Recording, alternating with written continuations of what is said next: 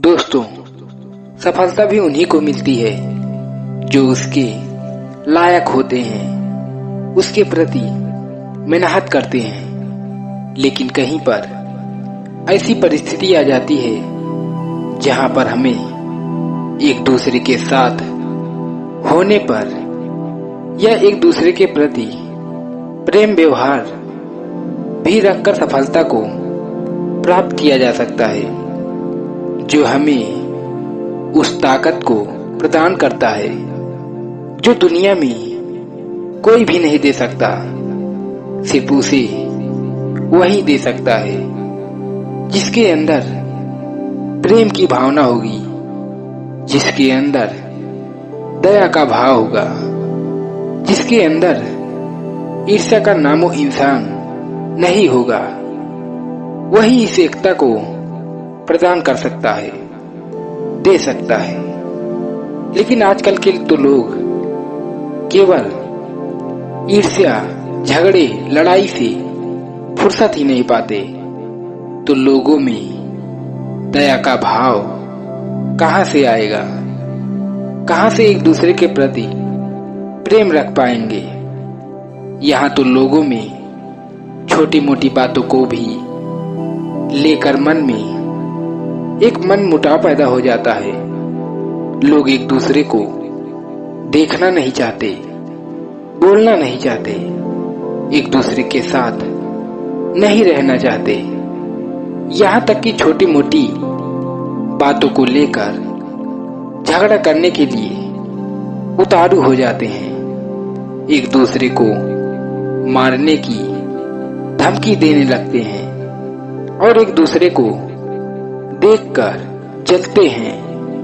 यदि हमें अपने जीवन में सफलता को प्राप्त करना है तो हमें एक दूसरे के साथ रहना सीखना होगा, प्रेम व्यवहार रखना होगा, तब हम सफलता को आसानी से प्राप्त कर सकते हैं। यदि जीवन में मुश्किल से मुश्किल भी काम आए तो हम सब एक होकर उस मुश्किल का हल निकाल सकते हैं, उस मुश्किल का सामना कर सकते हैं। कोई भी बड़ा काम करे तो यदि हम अलग अलग करेंगे तो हमें उस मंजिल तक पहुंचने में बहुत ज्यादा समय लग जाता है, और यहीं पर यदि हम उस काम को एक साथ मिलकर करें तो ज्यादा से ज्यादा काम को हम कम समय में कर सकते हैं। तो दोस्तों, आज की ये जो कहानी है हमें यही सिखाने वाली है कि हम एक साथ मिलकर कैसे बड़े से बड़े मुश्किलों का सामना कर सकते हैं, हम उसका आसानी से हल निकाल सकते हैं, हम उस मुश्किल को प्रसन्नता में बदल सकते हैं। तो कहानी को शुरू करने से पहले यदि आप हमारे चैनल पर नए हैं तो चैनल को सब्सक्राइब और घंटी बटन को जरूर दबा दीजिएगा और अपने दोस्तों के साथ शेयर जरूर करिएगा। एक बार गौतम बुद्ध अपने कुछ भिक्षुओं के साथ किसी गांव से होकर गुजर रहे थे। तभी अचानक चलते चलते कुछ देर बाद गौतम बुद्ध को प्यास लग गई और फिर वो अपनी भिक्षु से कहते हैं, हे शिष्य, मुझे बहुत तेजी से प्यास लगी है, इसीलिए जाओ तुम इस गांव से पानी लेकर आओ। तभी उनका शिष्य पानी लाने के लिए चल पड़ता है। लेकिन जिस गांव में वह पानी लाने के लिए जा रहा था वहां पहले से ही सूखा पड़ा हुआ था और उस गांव में पानी बिल्कुल भी नहीं था। लोग पानी के लिए परेशान थे, लोग पानी के लिए मर रहे थे और तरस रहे थे। तभी गौतम बुद्ध का वह शिष्य जब उस गांव में पहुंचता है, वह देखता है कि यहाँ तो पहले से ही लोग पानी के लिए तरस रहे हैं, परेशान हैं। यह सब देखकर गौतम बुद्ध का शिष्य उस गांव से बिना पानी लिए गौतम बुद्ध के पास वापस लौट आता है और वो सारी बातें उन गौतम बुद्ध को बता देता है। तभी गौतम बुद्ध ये सब देखने के लिए उस गांव में जाने का विचार बनाते हैं। तभी वो अपने सभी शिष्यों के साथ उस गांव की तरफ आगे बढ़ने लगते हैं। उस गांव के लोगों को गांव से बहुत दूर पानी लाने के लिए जाना पड़ता था और उस गांव के निकट ही बहुत बड़ा मैदान था जिसमें बहुत सारे छोटे छोटे गड्ढे खुदे हुए थे। तभी उस गांव की तरफ जाते हुए उनमें से एक भिक्षु की नजर उस मैदान में खुदे हुए गड्ढे पर पड़ती है। तभी उनके शिष्य के मन में एक विचार आने लगता है, एक प्रश्न उठने लगता है। तभी वो गौतम बुद्ध से कहता है, हे गुरुवर, मेरे मन में एक प्रश्न है, क्या मैं इस प्रश्न को पूछ सकता हूँ? तभी गौतम बुद्ध कहते हैं, हाँ पूछो, तुम्हारा क्या प्रश्न है? तभी वो गौतम बुद्ध का शिष्य कहता है, हे गुरुवर, इस बड़े से मैदान पर ये जो छोटे छोटे गड्ढे खुदे हुए हैं, आखिर इनका क्या मतलब है और इनका क्या उपयोग है? तभी गौतम बुद्ध अपने इस शिष्य का प्रश्न सुनकर मुस्कुराने लगे और वो अपने शिष्य से कहते हैं, हे शिष्य, इस गांव में पानी की बड़ी समस्या है। यहाँ के लोग पानी के लिए इधर उधर तलाश कर रहे हैं। ये लोग पानी के लिए परेशान हैं और इसीलिए इस गांव के लोगों ने पानी की खोज के लिए यह छोटे छोटे गड्ढे खोदे हुए हैं ताकि उन्हें पानी मिल सके। तभी गौतम बुद्ध की ये बात सुनकर उनका शिष्य दौड़ते हुए उस गड्ढे के पास जाता है और उस गड्ढे में पानी खोजने लगता है, लेकिन उस शिष्य को उस गड्ढे में उसे एक भी बूंद पानी नजर नहीं आ रहा था। ये सब देखकर गौतम बुद्ध का वो शिष्य हैरान हो जाता है और वो सोचता है, गुरुजी ने कहा कि उस गड्ढे में पानी है, लेकिन यहाँ पर तो एक भी बूंद पानी नहीं दिखाई दे रहा। ये सब सोचकर वह दौड़ता हुआ फिर गौतम बुद्ध के पास जाता है और फिर वह गौतम बुद्ध से कहता है कि हे गुरुवर, जो आपने मुझे जैसा बताया था वैसा तो उस गड्ढे में कुछ भी नहीं है। आपने कहा कि यहाँ के लोग पानी के लिए उस गड्ढे को खोदे हैं, लेकिन उस गड्ढे में तो एक भी बूंद पानी नहीं है। ये सारी बातें सुनकर फिर से एक बार गौतम बुद्ध मुस्कुराने लगे और फिर अपने शिष्य से कहते हैं, हे शिष्य, क्या तुम्हें वहां कुछ दूर लोगों की जाती हुई भीड़ दिखाई पड़ रही है? इस पर उनका शिष्य कहता है कि हाँ गुरुवर, मैं देख सकता हूँ। फिर महात्मा बुद्ध कहते हैं कि यहाँ इस गांव से बहुत दूर एक नदी है और वो सब लोग वहीं पर उस पानी को लेने के लिए जा रहे हैं।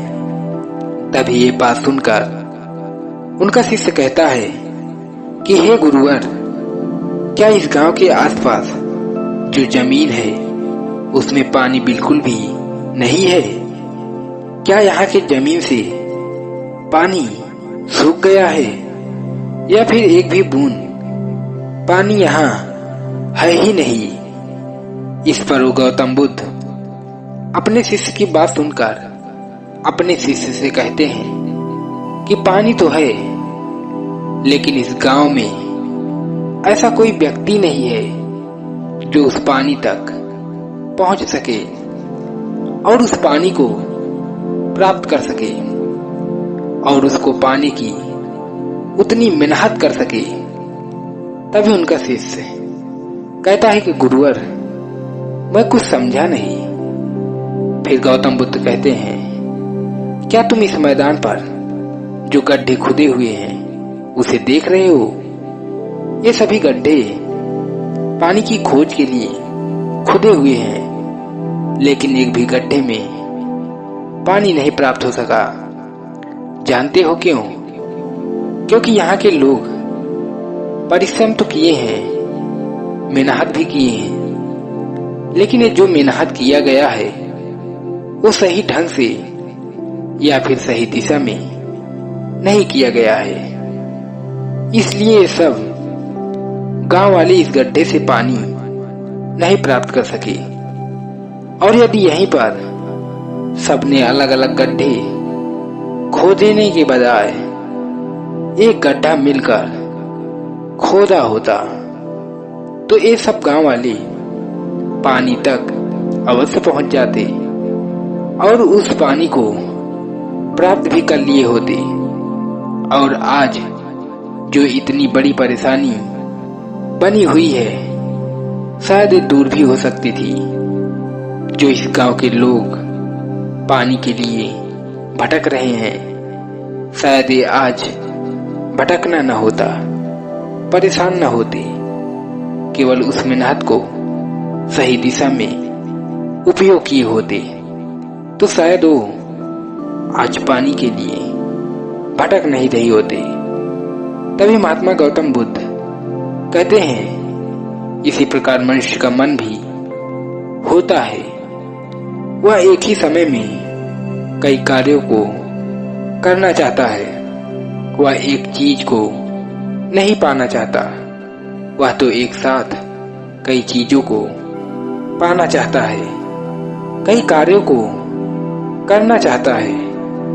यदि मनुष्य को किसी भी लक्ष्य को प्राप्त करना है तो पहले उसे उस लक्ष्य पर ध्यान देना होगा और उसे एक लक्ष्य बनाना होगा, ताकि उसे उस लक्ष्य के सिवाय और कुछ न दिखे।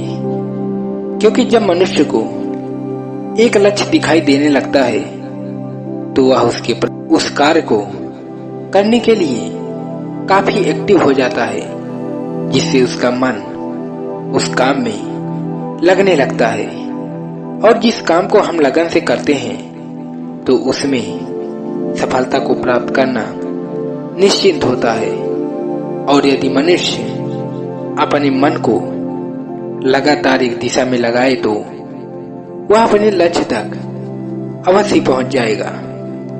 परंतु बहुत कम लोग ही इस बात को समझ पाते हैं कि हम एक साथ मिलकर बड़ी सी बड़ी मुश्किलों का सामना कर सकते हैं या इसका हल निकाल सकते हैं।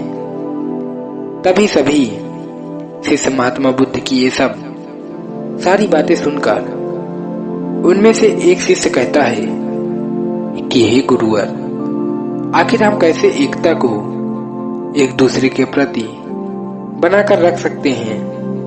कैसे हम एक दूसरे के साथ रह सकते हैं?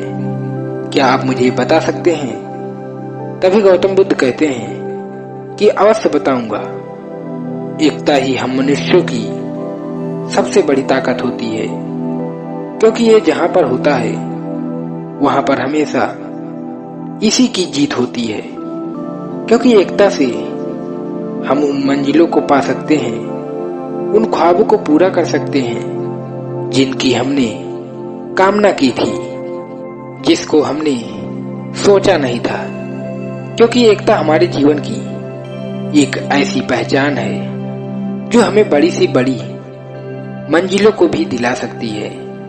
इसलिए पहले हमें एक दूसरे के बातों को समझना होगा, उस पर अमल करना होगा, उस पर विश्वास करना होगा। तभी हम एक दूसरे को पहचान सकते हैं, ढंग से एक दूसरे को जान सकते हैं। हमारा जीवन ही हमें सफल बना देता है। जब हम एक दूसरे को जानने और पहचानने लगते हैं, यही जीवन को पहचानने का एकमात्र उपाय है कि हम एक दूसरे को जानें और बोलें। तभी हम उस एकता को उत्पन्न कर सकते हैं। और जब ये एकता एक बार उत्पन्न हो जाती है तो जीवन की हर एक मुश्किल आसान हो जाती है, एकदम जीवन सरल हो जाता है। एकता में इतनी शक्ति होती है, फिर हमें सफल होने से कोई नहीं रोक सकता। दोस्तों, हमें विश्वास है कि आज की ये वीडियो आप लोगों को जरूर पसंद आई होगी, तो वीडियो को लाइक और अपने दोस्तों के साथ शेयर जरूर करिएगा। और हमें ऐसे ही सपोर्ट करने के लिए चैनल को सब्सक्राइब और घंटी बटन को जरूर दबा दीजिएगा। तो चलिए मिलते हैं ऐसे ही किसी और वीडियो में, तब तक के लिए अपना ख्याल रखें। धन्यवाद।